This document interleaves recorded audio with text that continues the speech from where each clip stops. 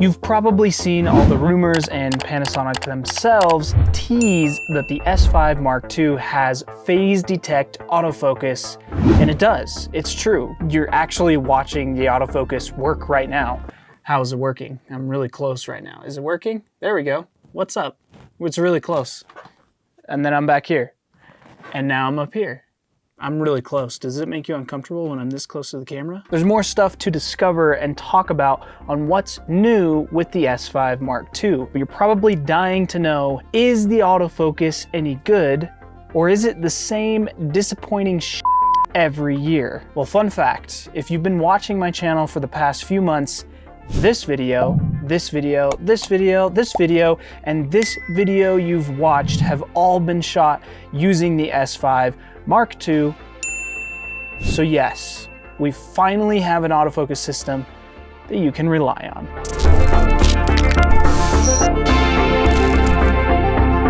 In my last video, you'll notice I took a little trip to Japan. I was invited to come out to Tokyo by Panasonic for an event. So some of the fun things that I like about this Panasonic S5 Mark II, which I think that's what this event is about that I'm headed to in Tokyo. It has internal 6K, which is sweet. It has a full-size HDMI. Oh, it has a new design to the body and it has some fans on it. But the most exciting thing is that this camera has phase detect autofocus. Yes, I've been testing it out and using it. We're using it right now. You're seeing it in action. Is it good? Am I in focus? If I get closer, am I in focus? What about now? What about when I turn? Does it go in focus?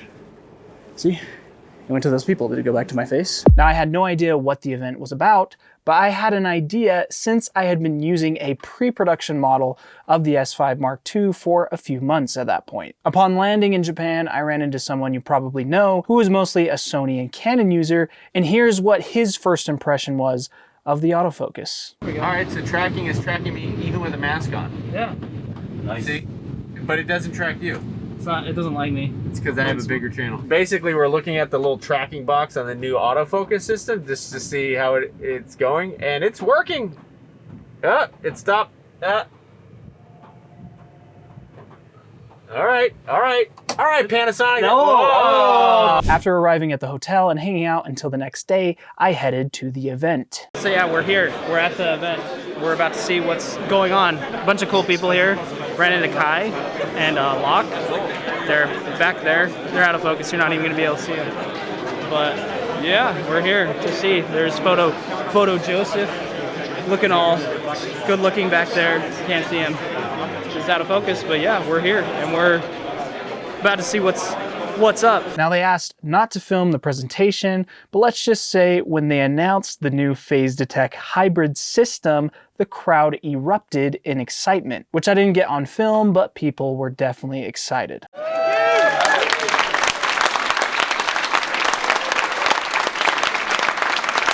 Since we're on the topic of specs, let's talk about what this camera can do and what's new besides the autofocus, and what I'm excited about in particular. We see an almost identical body to the S5 with a few changes. The hooks for the strap, a full-size HDMI port, and a new and improved exhaust/fan design to help with heat dissipation, which will definitely be handy on this camera because we can now record indefinitely in all modes. The only limitation to this is if you are recording in any of the 6K modes, recording will stop at 30 minutes when you have the thermal management set to standard. You can get around this by setting it to high though. We get 14 plus stops of dynamic range when shooting in vlog, which is included, 5 stops of IBIS that you can maximize to 6.5 stops when using dual IS with a compatible lens. Now, there is a ton of the same things we see in past Lumix cameras, which I've done videos on, but there's one new thing I'm really excited about called real-time LUT. What real-time LUT does is you can import any LUT you want and then burn it into the footage in camera. You're actually witnessing it right now. I know a lot of people are going to be like, this is stupid because it only takes like 3 clicks to color your footage in post, which they're not wrong, but there's actually a ton of use cases for this. For one, when I film videos of my family, sometimes I either forget to change off of vlog or I want to have the look that I do on a lot of my videos. The problem is I rarely take the time or even have the time to make videos of my family stuff. Like I bringing it into Premiere and like putting it to music and all that kind of stuff. So a lot of my clips are in that ugly, flat log profile. But now I can go and just play back the clips of my son or my wife or whatever, my dogs, and it doesn't have to be in that ugly, flat log profile. Another use case is when you're a second shooter and just passing that footage to the editor. They don't have to deal with two different log profiles. Then it makes it even harder to match when you use like a standard profile. So you could just burn in the Rec 709 look. So then when they convert the footage to Rec 709 of that other camera, it would make it much easier to match. Or if you're really creative, you can make a vlog to S-log or C-log conversion, then burn that into the camera. So they're essentially getting the log profile that they want. You could essentially get any profile or any look that you want. In theory, this should work, but I will have to test it for myself, so be sure to look out for a video on that. You should also look out for this lens right here and this lens. I'm giving away both of these lenses. For this one, all you gotta do is subscribe to the channel, and once we reach 10,000 subscribers, I will be giving away this L-mount Miike 50mm 1.2. There's a nice close look at it for you. Then for this L-mount 85mm 1.8, once I reach 10,000 followers on Instagram, I will be giving it away there. So be sure to subscribe and follow me on Instagram if you like free stuff. Now the last thing is of course the autofocus settings, which I'm going to be covering more in depth in another video because there's some things we need to go over. Let's move on. After the presentation, I went and acquired the production model of the S5II, and here's what Josh had to say about my S5. I mean, I would list it on eBay as fast as you can. So is it on eBay, or did I put it on eBay? No, it's actually right here. But one other thing I need to touch on with this event that was a complete surprise. They announced another camera called the S5 Mark II X, which is literally just a blacked out version of the S5 Mark II with some extra features like the ability to shoot Apple ProRes internally. I could honestly care less, just please make every camera like this and I will happily give you all my money. Unfortunately, this camera won't fully release until June of this year, and I only got to look at it, but for only $200 more, you get the camera that I'm pretty sure Batman would keep in his Batcave. Now, even though I had been using a pre-production model for a few months, I was excited to finally be using a production model because I was not on the latest firmware. So there was much more to discover and test, especially when it came to how well the autofocus does in more unpredictable and on-the-fly environments.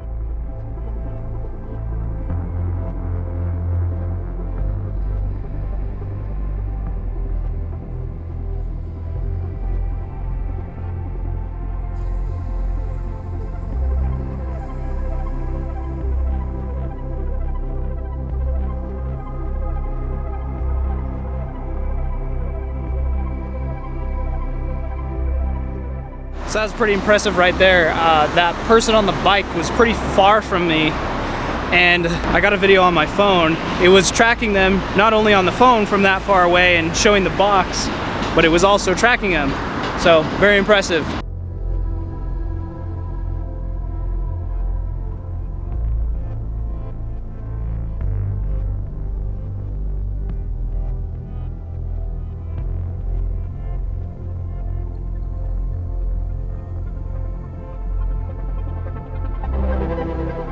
So all I gotta say is they told us to be inconspicuous, travel in small groups, and then there's Josh.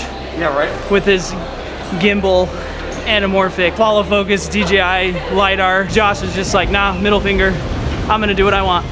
What's the worst they're gonna say? Put it away?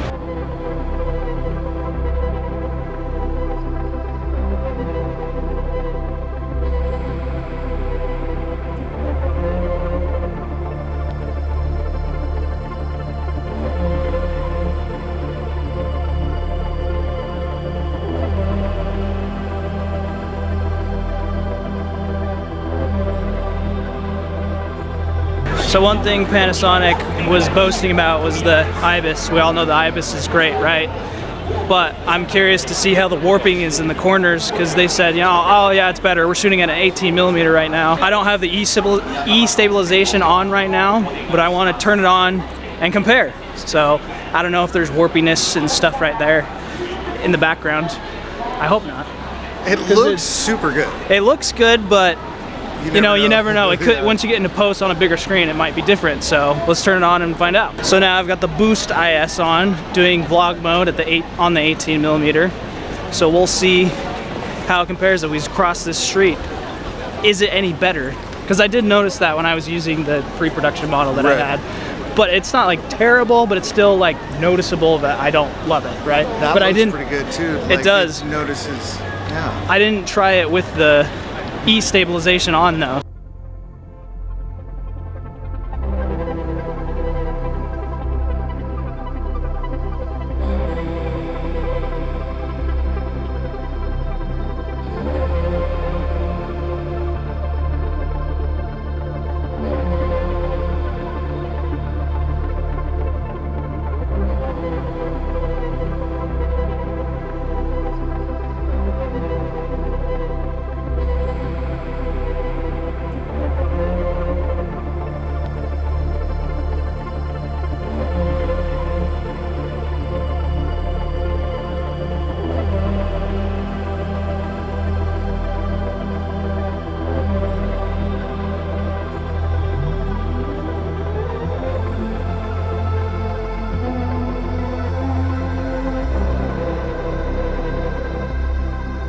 So earlier I was testing out the E-stabilization to see how stable it could be. Like, is it comparable to using a gimbal, you know?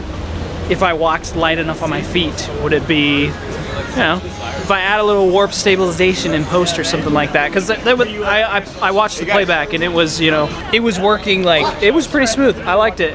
But add a little warp stabilizer? Could you get away with like, I mean, given I am shooting at 18mm as well, so it's pretty wide angle, but, you know, could you get away with, is that a gimbal or is it handheld? So, interesting, we'll see what it looks like. After a successful night of exploring Tokyo, enjoying good conversations, and Photo Joseph sleeping on my shoulder, the next day had arrived and I had something in mind I wanted to try. Oh hey, good morning. I woke up early because we're able to rent some of the Sigma lenses today, and I want to rent a Sigma and see how well the S5II does in autofocus using Sigma lenses. I only got like 5 minutes to get down there because it's first come, first serve, so we go now. So we're here and I've got my Sigma now. You have no idea what my video's about. No, I have no idea. Or what I'm doing right now. But anyways, I'm testing. What is happening? So what I'm testing now, because I know people are gonna ask, is how's the autofocus with the Sigma lens? Yeah. So that's what we're doing right now. And you got multiple people in it, so I do. That's a good test. It's focusing on me, I hope, because I'm more important here. You're the main character. I am. So it's catching some people. Locking on with masks. Catching up, yeah. They have to understand, this is probably one of the most difficult situations. I don't know how to compare like Sony, but I'm using a third-party lens. I'm wearing a mask and a hat, and there's a lot of people around me. So this is probably one of the harder scenarios for the autofocus to really determine who it should focus on, but.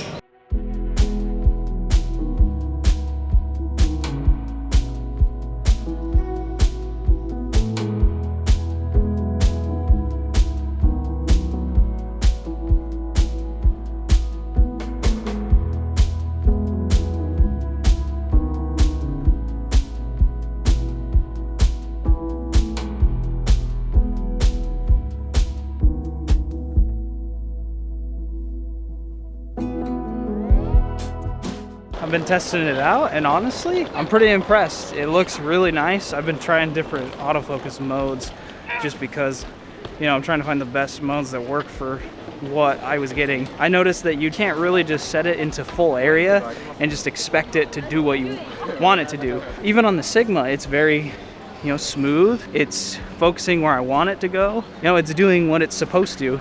Right now I'm in the zone mode because I want it to focus just on me while I'm talking to camera, so I'm trying to keep myself in the center so it'll stay focused on me. So it's just kind of tweaking and fine-tuning and finding what is the best mode for you to be in while you're using the autofocus. So kind of the point. Don't expect it to do what you want it to do if you're just setting it to full area to human detect, because it may not do that. So keep that in mind. Lonely Island. Lonely Island? I'm on a boat. Oh God. See, Matt knows it, Yeah, I'm on it. but Photo Joseph doesn't know it. No. So it is. As we embark on this journey, what's your thoughts so far? I don't know, so far so good. As far as I can see, Yeah, so totally. far so good. I feel the same. It's nice to be using a camera like this, of this brand, and it's doing what I want it to do when I ask it to do what I want it to do. But I'm a professional, I never use all of Yeah, you're right, you're right. So, like- Actually, you know what? So why, just take it out. Just take it out, you know what? I turned it off immediately. Yeah, you know. okay, okay.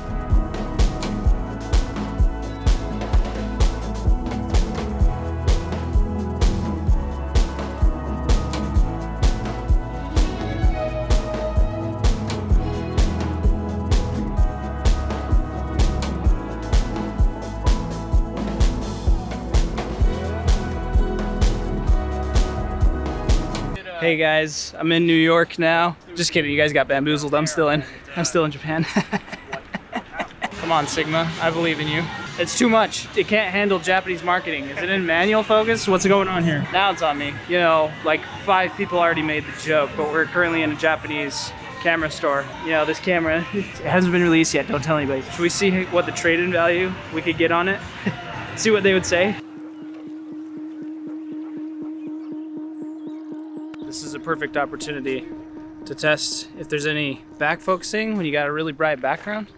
So I'm just gonna walk sideways because the group is walking this way, and I'm gonna keep that sun directly behind me. And then I'm getting videos or photos of somebody's taking videos and photos as we test this. Oh no, I'm in the shade. I wanted that sun to stay out behind me. Seems to be staying pretty locked on to me, which I like. We don't want it shifted in the background because I'm the most important thing here on this channel.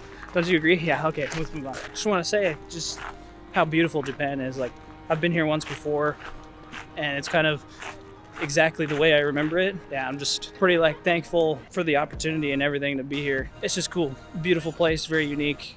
And I'm happy that I was able to come here again because I think the second time around it's convinced me that I need to come back a third time. So I'm back again this morning, and this time I loaded in one of my LUTs because the other night I burned in one of the LUTs, but it was just one of the ones that came on the camera. It's just like a Rec 709 conversion.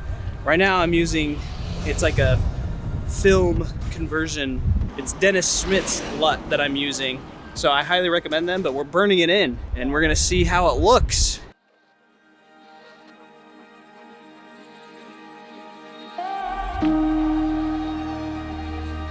On my last day in Tokyo with the S5 Mark II, this is when I really started to notice how beautiful the footage that comes from this camera. At the end of the day, you could have the best autofocus system with all the best settings and modes, literally everything you could want in a camera. But if the footage doesn't even look good, or you have to do a ton of work in post, then what's even the point?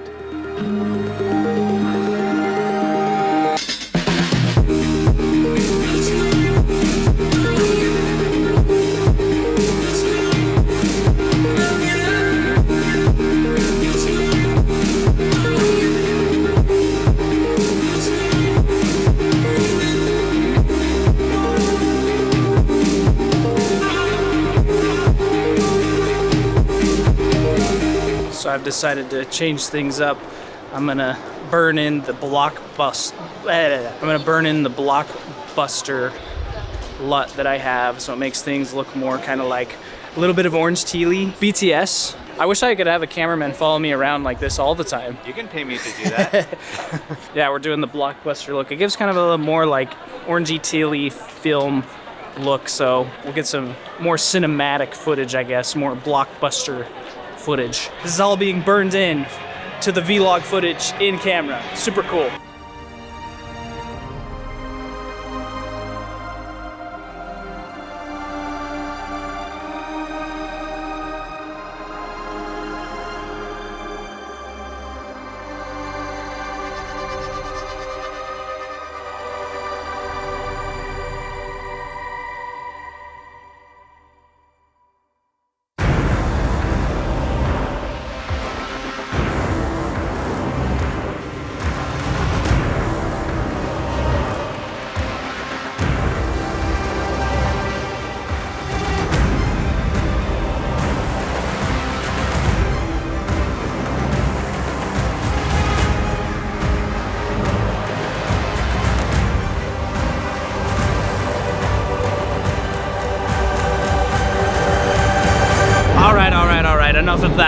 blockbustery cinematic stuff. I know it looked pretty good though.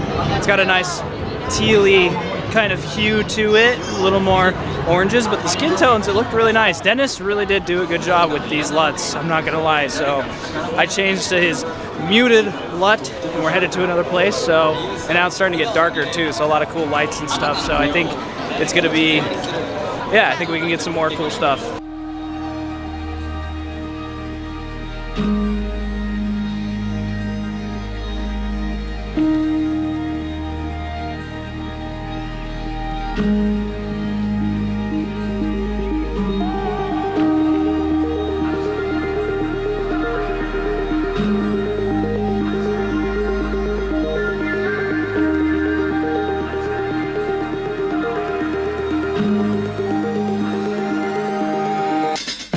So I'm currently checking out the Lowlight. We're at 12,800 going up to the Sky Tower. Was that what was it called? I don't remember. Sky Lounge. The Sky Lounge, yes. There's sake up there. What? 12,800 though. Let's see how the noise is. I can't really tell. Oh, we gotta squish. Oh, I don't want to squish her with my bag. Ooh. How fast are we moving right now? Actually, probably very fast. It's super bright up there. We're going. Look, I'm vlogging and also Sean is vlogging. Vlogception. It's the vlogception we got going on here. Cranking the ISO. We're at 20,000 right now. You see this beam of light behind me that just goes up into the sky? That's a full moon behind me. Can you believe that? This is like going up into heaven.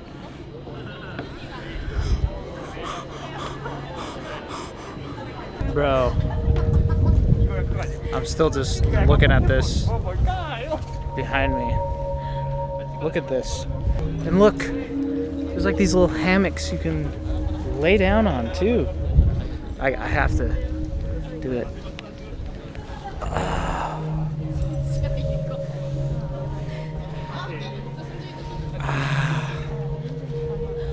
So the next thing I kind of just thought of while I'm up here is to try out the 6K and maybe like punch in and see like how high, how good it looks if we maybe scale it a little bit. So I'm gonna zoom in on some of the people down there crossing the street, and then we'll see how the resolution is when we scale it, maybe like 1000%. To finish things off, as you can tell, there is so much more to test and compare on this camera. This has only been a first look of everything on the S5 Mark II, and I have so much more in the works that I can't wait to share with you. One video in particular, I actually shot a video in the real world seeing how the autofocus performed, and then my buddy, who has never used a Lumix camera before, shot some behind the scenes with the S5 Mark II, and I got his honest opinion on what he thought of the autofocus on the S5 Mark II. So, my final thoughts.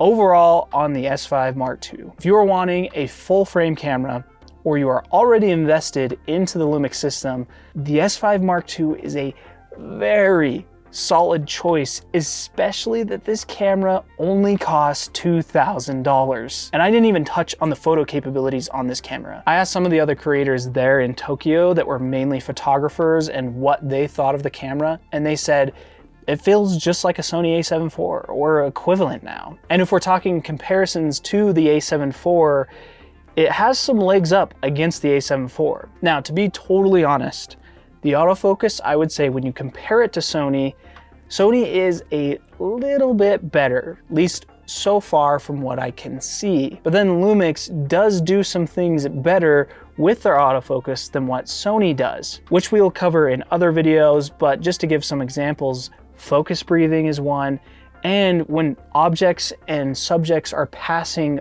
through the frame, I notice that the focus tends to stay more locked on Lumix compared to Sony. I will be covering some of these things in future videos, but let's just say I'm so confident in this new autofocus system that my a7S III is gone. Yep, I sold it.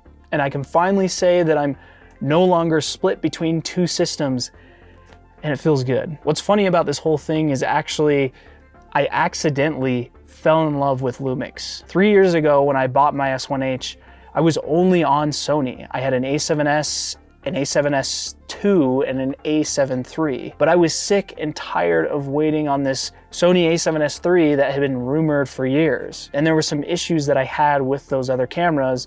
For example, the A7S II didn't have good autofocus, neither did the A7S. The A7 III had overheating problems, at least when you were shooting in 4K. So I ended up buying an S1H because I heard good things about Lumix and I had shot a few things on the GH5S. Then slowly, the more and more I used the S1H, I was like, you know, I think I'm starting to prefer this over my A7S III. I bought an A7S III when it was finally released and I made good use of it, especially on shoots where I wanted a reliable autofocus system, but I always kept coming back to my S1H. And now that Lumix finally has an autofocus system I can rely on, I don't need my A7S III anymore. I hope you guys enjoyed this video and are excited as I am about this camera. Be sure to subscribe and follow my Instagram so you can ensure your chance of winning either of these lenses. But until the next video though, happy filming.